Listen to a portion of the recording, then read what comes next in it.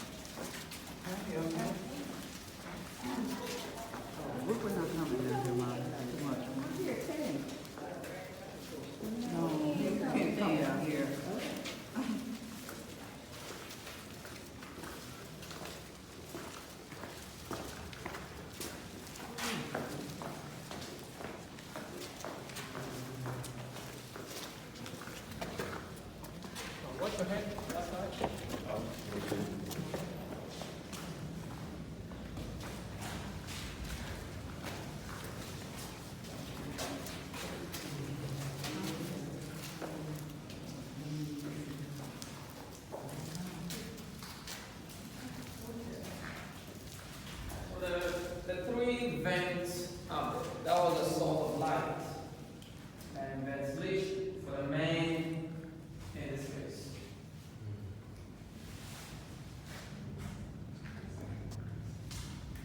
How many were kept in this area? 200 men could be in this chamber.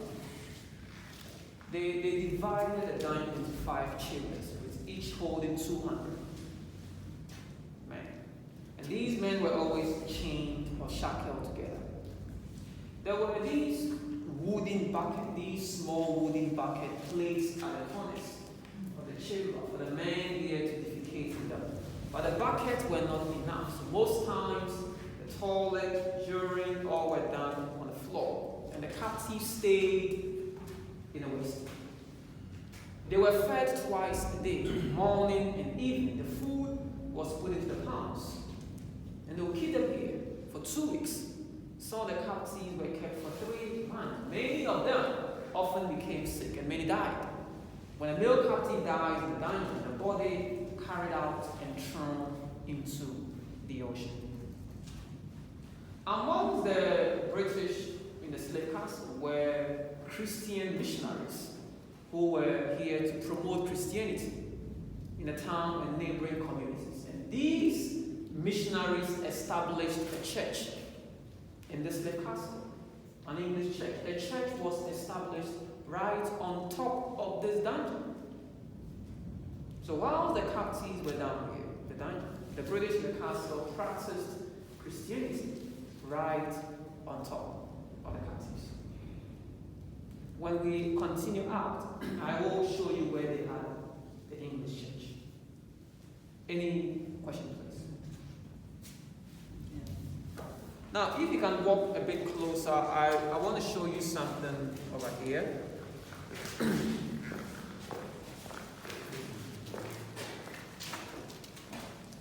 So the floor, we can see the bricks, but on this small part, we don't see the bricks. We see what looks like compressed soil, but it is all decomposed human waste.